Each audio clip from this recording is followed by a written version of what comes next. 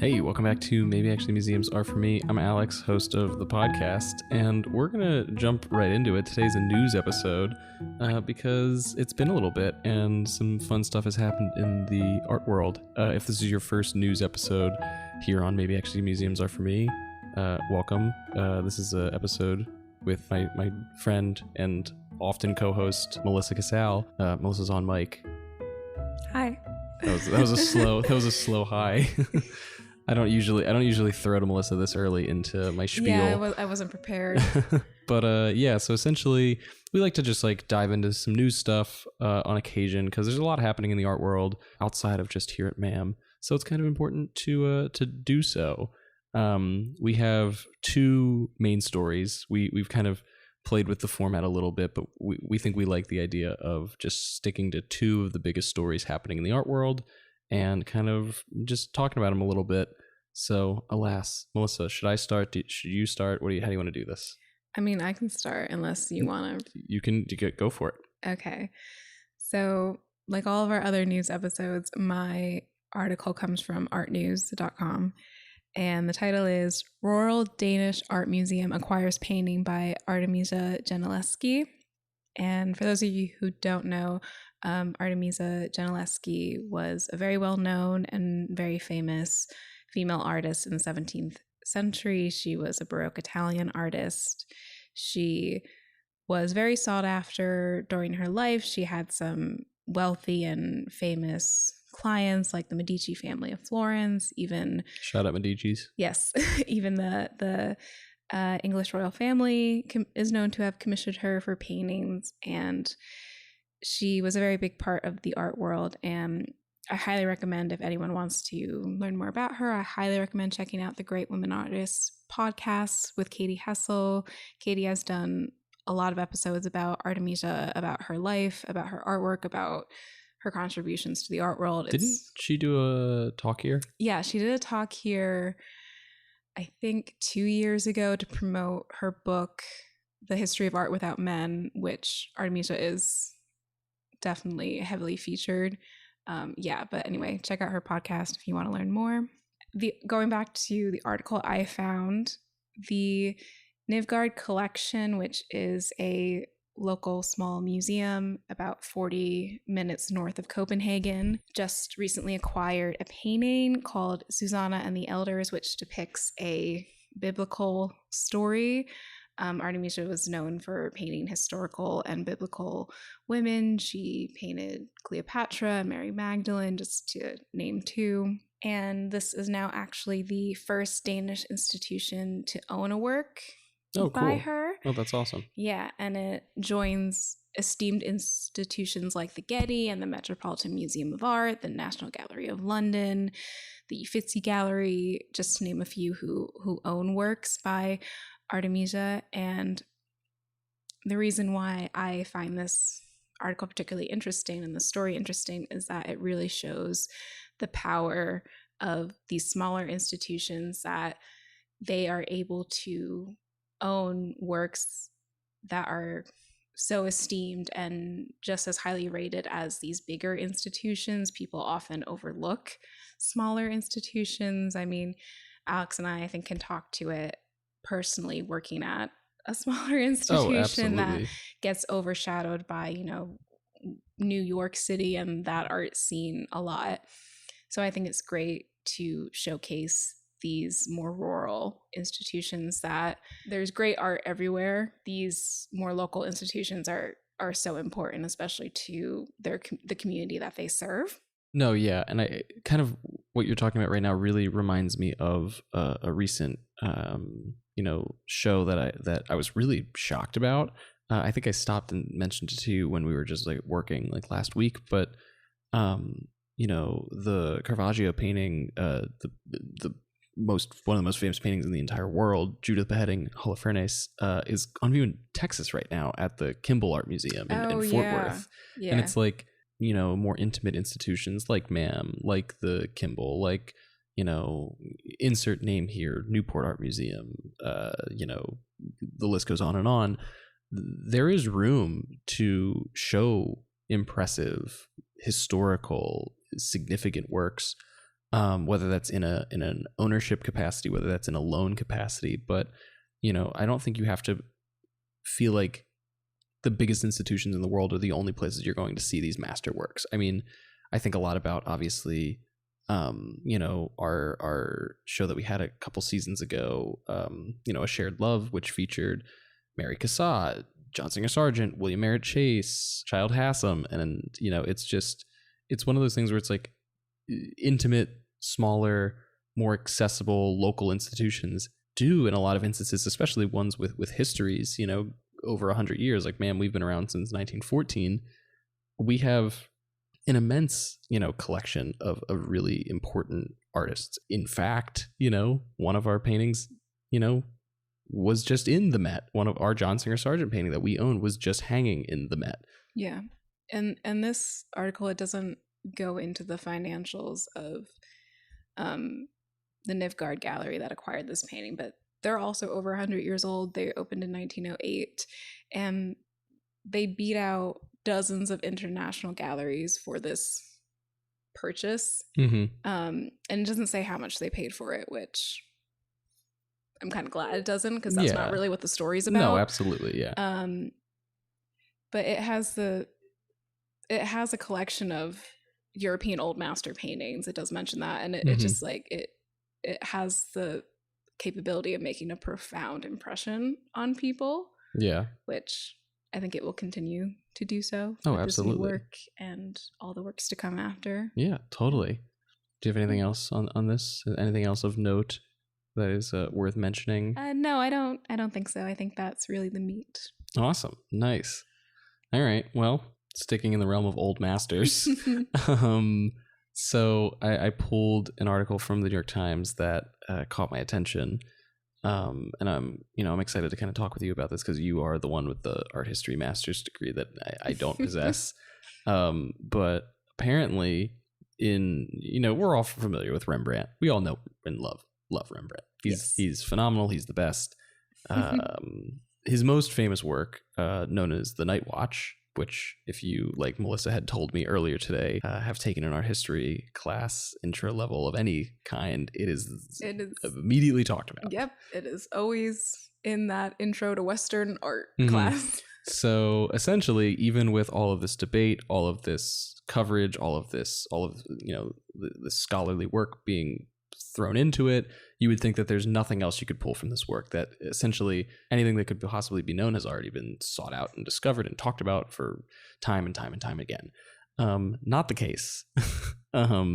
So researchers at the Rijksmuseum say that they've solved one of the remaining longtime mysteries of the painting. If you're familiar with the work, and I encourage listeners to go look it up, it's very famous. It's not hard to find an image. Yes, and there's a lot to see in it. So it's the depiction of this private militia company kind of in their headquarters, and it's meant to be like a snapshot of going on. Like, it's not posed. There's men loading their guns. There's men sitting on the ground. There's men playing instruments. Like, it's meant to showcase this militia, and it probably was a private commission from the members of this militia to kind of immortalize their company and their kind of grandeur. Yeah. You didn't mention the dog that's in the painting, and that's okay. I didn't mention the dog because I don't think you even knew there was a dog in the painting. Well, it's when you mentioned the dog, when you were telling me about this article, I was like, where is that dog? Because there's also like a young girl in the painting, and I know where she is because she's very prominent, and that's one of the features of the painting that's been studied by a lot of people. But I kind of had to go and find a picture of the painting and be like, where is this dog? And I did find it. But so in the lower corner of the lower right corner of the painting, there is this very hazy, very faded, very darkened dog. And a lot of people have just kind of been like, it's like a fun thing for like parents to point out to their kids and be like, oh, look, do you see the dog? Da, da, da. But like scholars and researchers have always been like, why did he paint a dog into this? Like, it doesn't really make much sense. What's the symbolism? It's like, what's the symbolism of the dog? And it's just like, it's just a dog, I guess. They've tried their best to kind of like figure out what's going on with it. Why is it there? And it's kind of just been it's been a lost cause. There's been really no significant discoveries as to the thinking behind Rembrandt just inserting a dog into this painting. When you're dealing with a master of this caliber, you shouldn't just assume that he's just painting random things into it. And, obviously we can't go back and talk to him. We can't talk to the people that knew him to kind of figure out why the heck he painted a dog. And yet the Rijksmuseum essentially they announced that they had discovered the inspiration for the dog. And they found out that it was a drawing by an artist named Van de Ven, and that was copied then by another artist whose name I am not going to dare pronounce, as an engraving for the title page of a book. They don't know if Rembrandt used the drawing itself or the engraving. I don't really think that matters, because it's pretty much the same thing, essentially. But it's this print that is a very similar kind of figure at the center of the frame, who has a dog who is in the exact same position, exact same size, exact same characteristics as the very faded dog that is in the Night Watch. And essentially they have kind of parsed through all of the things, and kind of, if you think about it more critically and you kind of go back to the art history, introduction to art history, the researchers kind of realized, oh wait, Rembrandt used these pamphlets and such to design and emulate other characters in the painting. So very famously, there's these three figures who are holding a gun, loading a gun, and shooting a gun. And essentially, you can actually find the inspiration of those figures in pamphlets similar to the one where this dog had come from.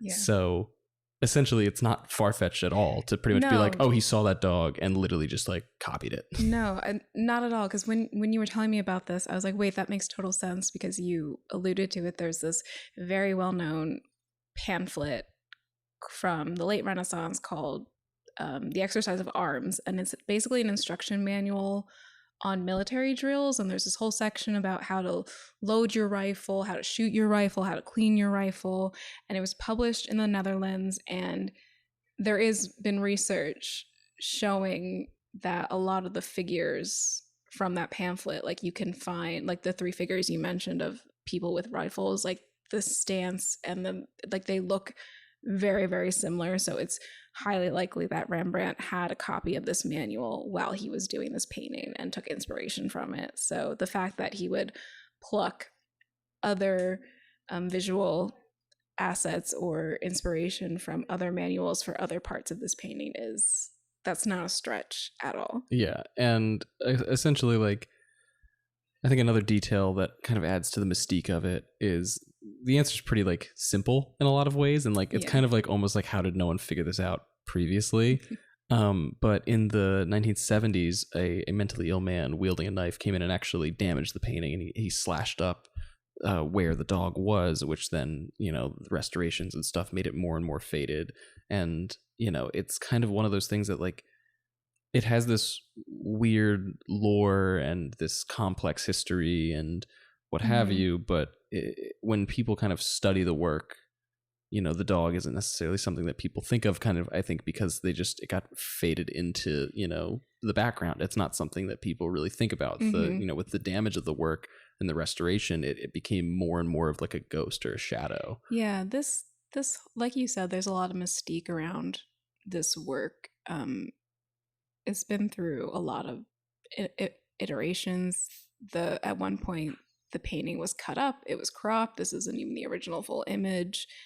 So there's a lot of, I think, secrets to find in it. And I think that's why art historians and researchers have continuously found it so interesting, and more things to discover about it. I love that. I love artwork that just keeps on giving. Yeah.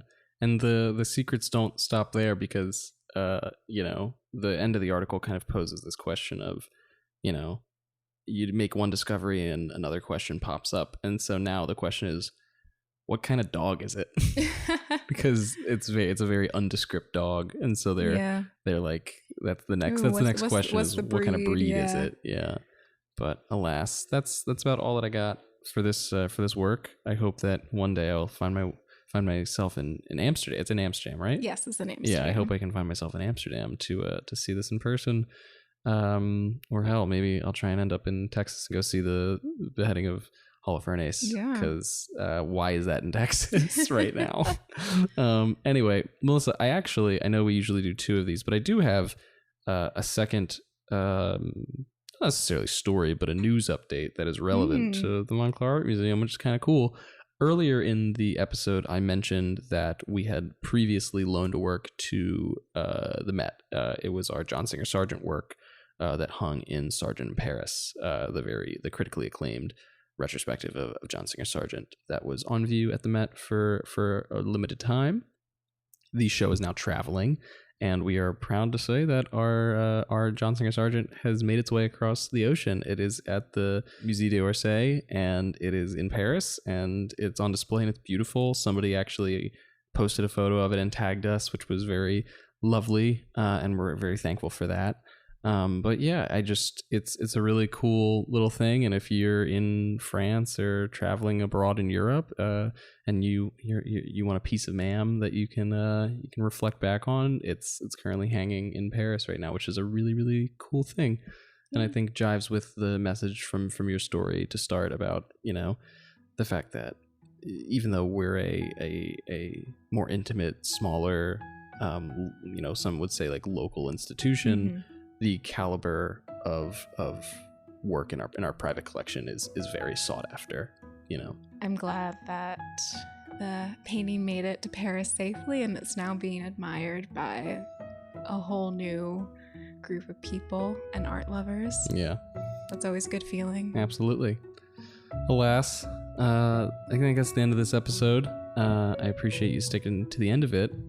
We have some new shows on view here at MAM, so if you're interested, coming on a Friday, Saturday, or Sunday when the museum's open, you could see Tom Nussbaum, But Wait, There's More, Christine Romanel's Sacred Transitions, Interwoven Power has some new things on rotation, and then our favorite classics, Family Community Belonging, and Platinum Postcards are still obviously on view. There's also a lot more coming in the fall. We have some stuff going on in the community gallery. We're going to have some new acquisitions go on view in our main entrance, which is really exciting. So there's some fun stuff happening at MAM. Make sure that you come and visit us. Like, rate, subscribe wherever you listen to podcasts, and we will talk to you next week for our 50th episode. Wow. Kind of crazy. Yes. I can't believe I've been fooled into doing this for 50 actually more than 50 weeks in a row, really, because we've had some bonus episodes in the mix. So yeah, anyway, thanks for sticking to this episode, and we will talk to you next week. Bye.